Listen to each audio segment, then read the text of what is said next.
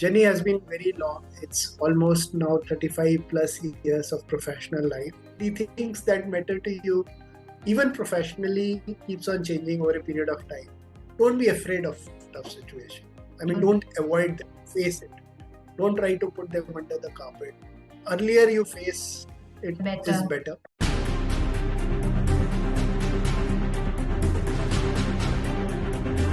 First up, I would like to introduce all our audiences, whoever is watching us, that we at StartupLanes have really been, very, very honored to have Prakash Bisht ji on our platform to share his entire journey, not just his professional journey, but him as a human being, as somebody who has brought so much value to so many businesses and even touched a lot of lives. So please welcome Prakash ji. He's also the CFO of Jubilant Ingrevia Limited. And maybe you can elaborate a little bit about your role at your organization and how it has helped carve you as a person and also the impacted lives moving forward. If you can just say a few words.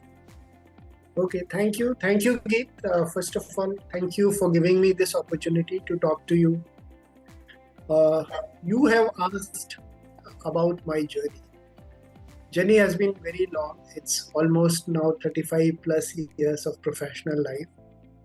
Starting as a fresh or young chartered accountant to today's position, wherein I have reached to a CXO position, wherein I play a key role in framing up the business from a financial, compliance, governance, risk perspective.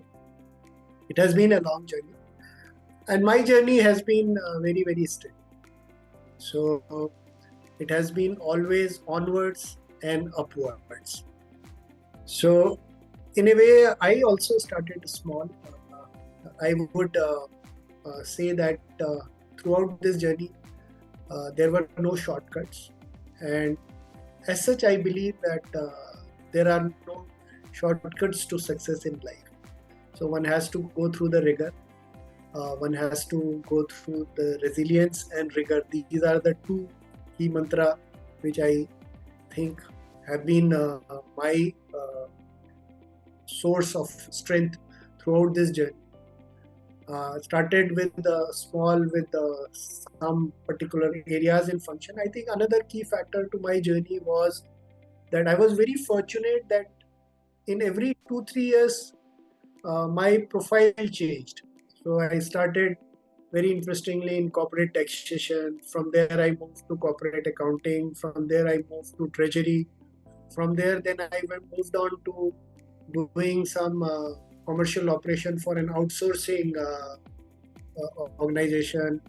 From there to heading a plant operation of commercial operation of a factory, to again coming back to corporate accounting, to a controllership position, doing M&A transaction, then again coming back to a global controllership position, and then initially to a business CFO, and then in a typical CFO of a listed entity, which I've been doing now almost for last 6-7 years.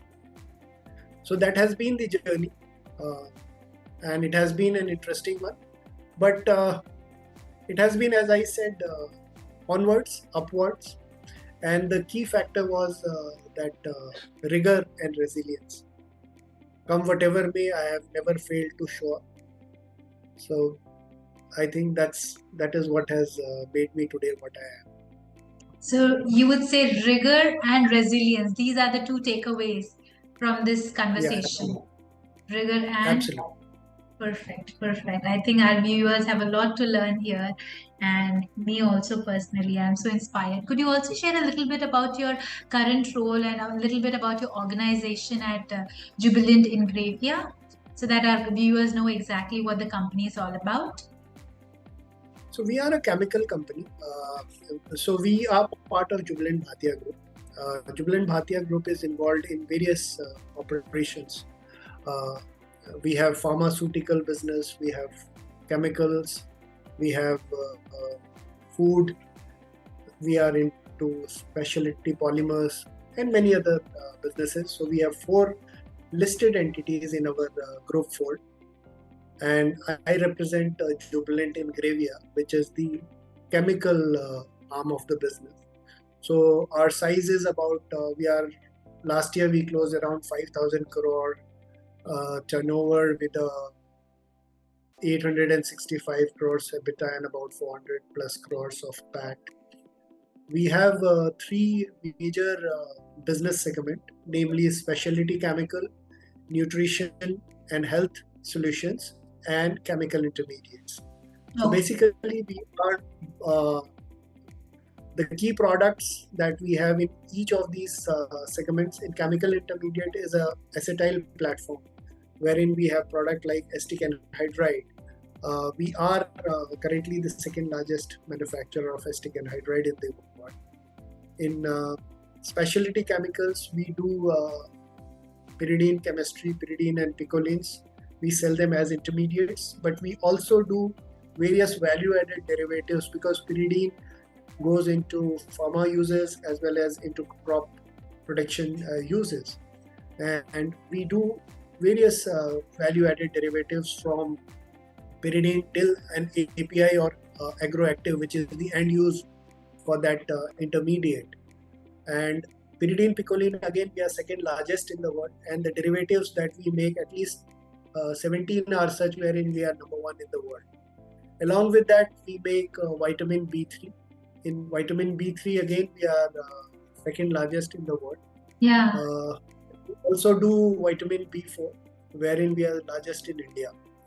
So we have 5 manufacturing facilities in India. It's a very diversified 40-year-old business, though we were part of Jubilant Life Sciences earlier, because both the pharma and chemical businesses were housed in Jubilant Life Sciences. But in FY21, the chemical business was demerged into new company called Jubilant Ingrevia, and we were listed separately, though we are a 40-year-old business. Ingrevia means actually ingredients for life, while via is a French word, which means life. So it means ingredients for life. Ingredients for life, Ingrevia. Okay, Jubilant Ingrevia. Okay. So we make life science ingredients. That is why we are Ingrevia. Okay. I was a science student, so a lot of it resonated with me. I took microbiology and I had a few life sciences as well as one of the options while I was in college. So it's great going back. Thank you. So also, at this point, I would like to go to my next question. Is personally speaking, what are your top 3 achievements, and professionally, again top 3. So in 6 in total, 3 personal and 3 professional. You can you can think for a minute. I give you 30 seconds. No, that's all right. You don't have to think about it. Because I personally love to know what people in their entire lives feel most contented about, So I would like, what do you consider as achievement in your personal and professional? The definition of achievement keeps on changing. Yes. And I very strongly believe that the things that matter to you, even professionally, keeps on changing over a period of time. Yes. And the situation where I am in today, what makes me feel very happy and I see the achievement is that many of the young boys whom I mentored or I recruited, they have reached to a very, very senior position. They have reached to a CXO position. And many such people, those who have whom I recruited, mentored, now they have become CXO. That gives you satisfaction. The biggest satisfaction and achievement for me. Professionally speaking, it again different things at different point of time. Maybe when you were in your 20s, it was different. It was like a pay scale. Now it's, I think, a way different as you have, become. Yeah. So recently, we did when I was in Jubilant Foodworks, we did certain M&A transaction, which has added a very good dimension to the growth of the company. I feel those were excellent transactions, very complex. Why they are so important is that we did it in a very, very tight time schedule, and one of them was really complex, involving at least 4 countries, 4 laws, listed entity. It was pretty complex. So doing that within a very time schedule was definitely a positive thing. So achievements are very it's a subjective term. Yes. And so Changes therefore as you evolve. I take the life as it comes. I really take every day what is that one needs to do. I really do not think too much about what has passed. So that's Prakash, on a personal note, do you plan or do you not plan? Do you like planning things and getting it executed, or do you like you go with the flow and you are like, you know, one of those cool and composed? Like, I would like to know your at a personal level, like, are you a planner or not? I am definitely a planner because you know I'm from finance side. I'm a very logical person. So a basic logic says that you plan.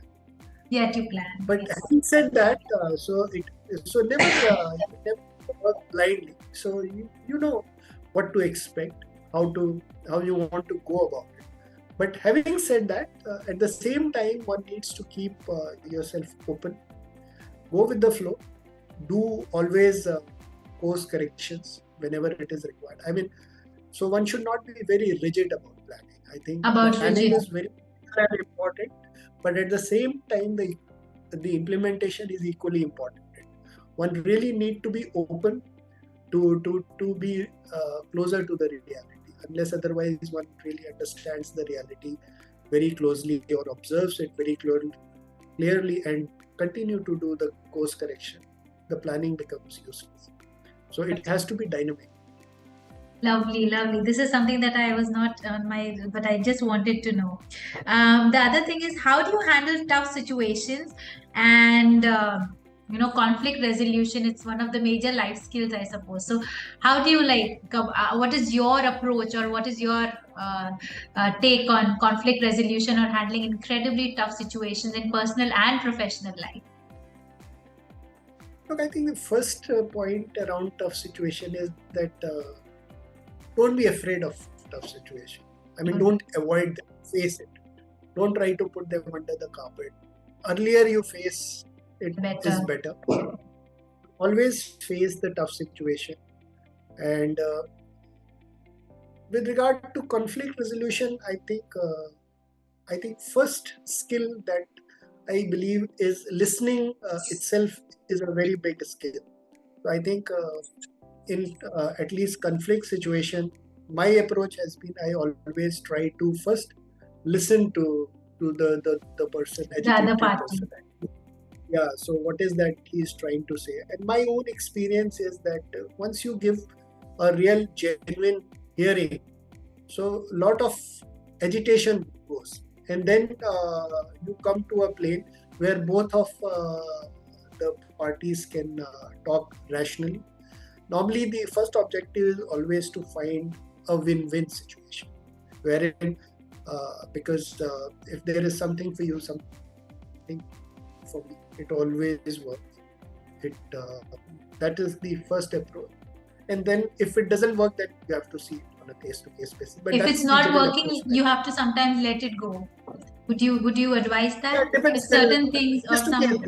That's why I'm saying it's case-to-case basis. But generally, my experience is that if you can understand the cause of conflict, and if it is genuine, and then you are in a position to do something about it, we should try to resolve it logically. That's the generally, but again, situations may be different. But my own experience is that listening is always, I think, unless otherwise you listen, you would also not understand the conflict. So first, it's important to really understand what is the core issue. So unless otherwise one really understands the core issue, the solution to it becomes difficult. Wonderful. What a great insight. Thank you. Thank you for saying that. And another thing is that, we are all faced with such fast-paced technological advancement from the time that you must have started till now. So how do you keep yourself abreast with, such incredible fast-moving tech space? Because even as a millennial myself, I'm constantly upgrading and I'm constantly falling backwards because there's so much, out there to kind of grow, learn new apps, new, systems being created. So How do you keep up with that coming from, another generation? And how have you kind of, upped your game in like taking training or learning from somebody who is, better at it? So how do you keep yourself on par with this ever evolving tech space, because you are in that arena? How do you do that? Do you So like I think that first and foremost thing is inquisitiveness. I think inquisitiveness, you should never let the inquisitiveness die in. the Because if you curiosity want or to the know inner anything child? about the things, how things happen, other things start moving. Now, again, here there are no shortcuts. So I do everything, whatever it takes. At my uh,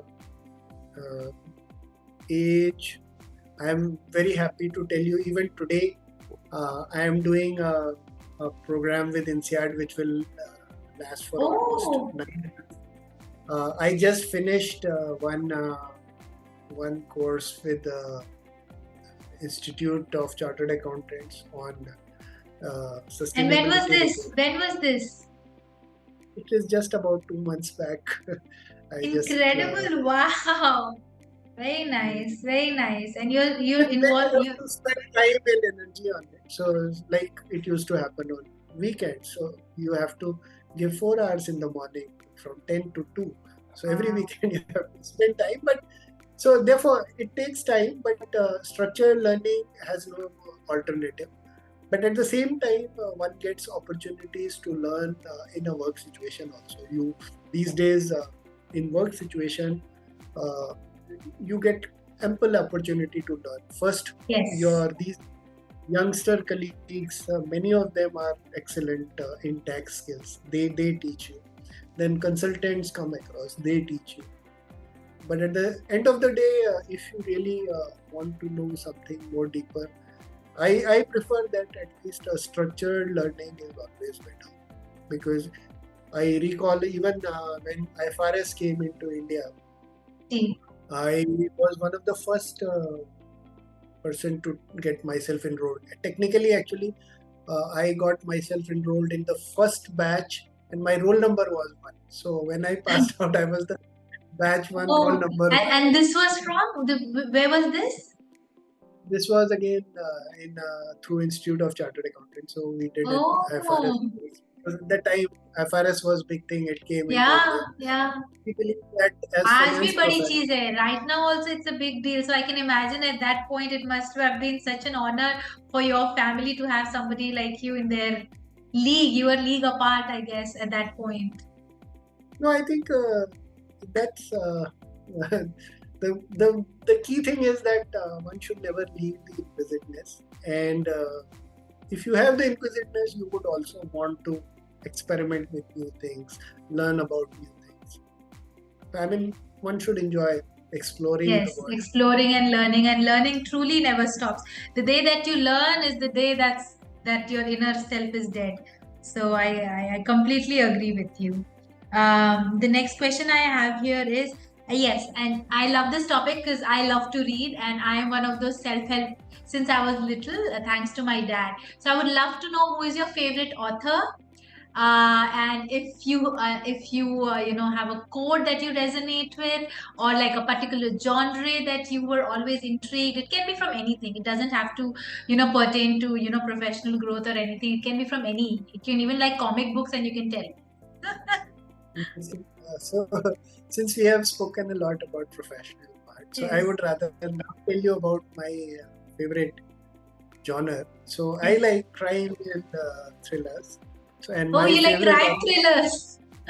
Ah, yeah, that's and my another favorite facet of your personality. Lovely. authors are I like Sir Arthur Conan Doyle, Agatha Christie, Oh. Stepney, Dartna, then Robert Galbraith, P.D. James. All these guys I like. Wow. I actually read a few from Agatha Christie as I was growing up. That's so intriguing. That's so fascinating that, you like, crime thrillers and all of that. That's so cool. I find you, honestly, a very cool CFO. And what is your definition of success? How would you define success for you? Success, as I said, keeps on changing over a period of As time. of So there is today, no आज की बात कर रही हूँ. fluctuation. As long as you are feeling peaceful, happy, content. Useful, happy content is success. It can be even if you're not earning chunks of money, but if you're useful to others, if you have content in your heart, you're able to sleep well. And the third is if you're peaceful. What was the third one? The day, yeah. And so yes, you be useful to others. You're peaceful at your own heart, and you're content. So You're you're content. successful. Then you are successful. This is such a great takeaway, guys. Whoever is watching this, success is totally, subjective. You know, as Prakash ji said, useful, contented, and the third is useful, contented, and Peaceful at your heart. And peaceful at your heart. So I love this definition. As you are in this leadership role, what are the three qualities that every person, especially in the corporate space, because we are all in that space as of now, should possess in the leader? Like, what would you look for if you were hiring somebody? Three skills. One is very critical is for a leader is to have a vision. I mean, a vision which can inspire others. I mean, that's very important for a leader to inspire others through a vision. Second is also ability to trust others. I think that comes only when you trust others, then people trust you. So I think also it's very important for a leader to have the ability to trust people, because at the end of the day, when you trust people, they trust you. And third is also certain, amount of ability to take risk, courage. So the courage is also. So vision, trust, and courage. Yeah, vision comes not only vision, but at the same time, the ability to inspire others towards you. The ability to inspire others. Yes, a leader needs to have that. Lovely. Thank you for sharing that. And what is your dincharya like? Like, what is your daily routine? And because I am into wellness space, to be, I've been into yoga, and also this is a question that comes from my heart. That what is your like daily routine? Do you have something that keeps you sane, because you have to take tough decisions almost, I'm sure, pretty much throughout the week? So do you like have some sort of a mindfulness exercise? Like, I want to know your daily life.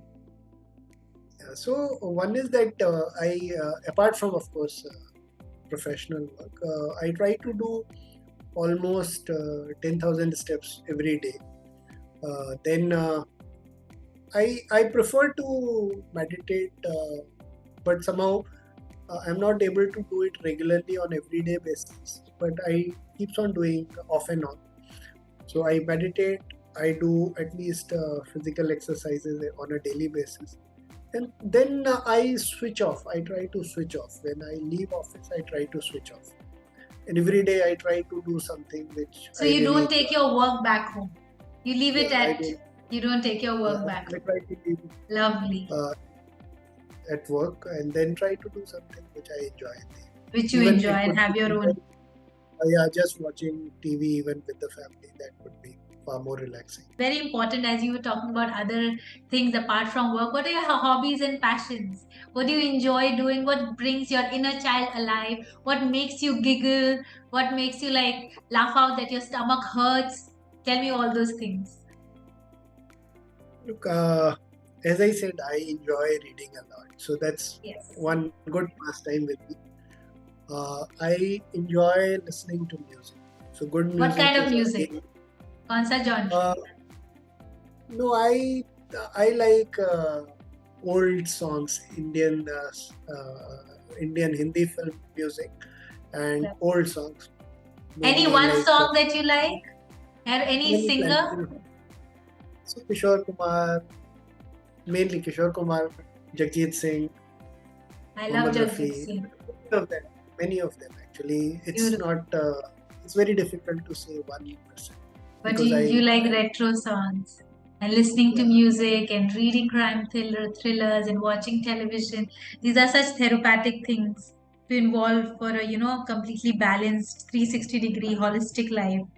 Now, when we have talked about all these beautiful things, there must be something that you might be regretful in your life. So if you're vulnerable enough, or if you feel comfortable, there's no pressure.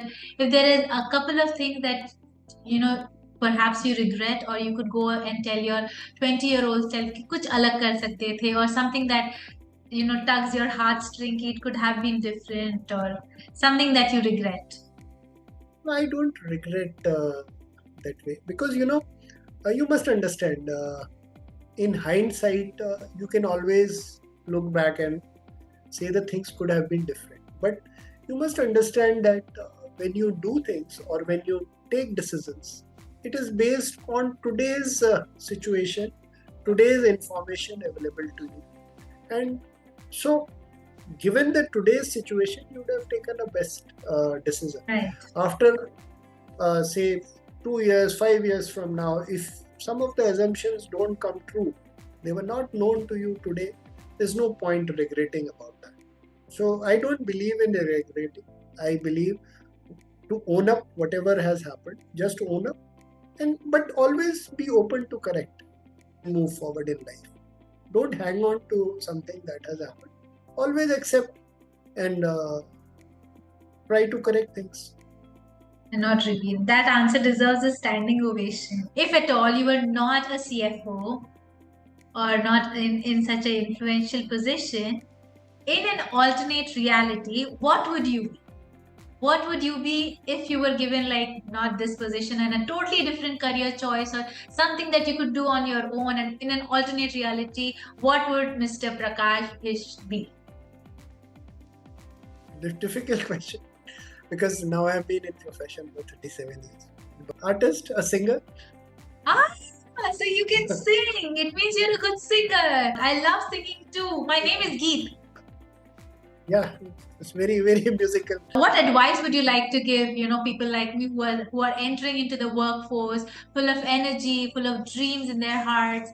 How would you tell them to go on to this entrepreneurial corporate journey? Things to keep in mind: office politics, diplomacy. How do people handle all of this? How to maintain your sanity when you're losing it all? Be a long-term vision. Don't get deterred by what happens on a day-to-day basis.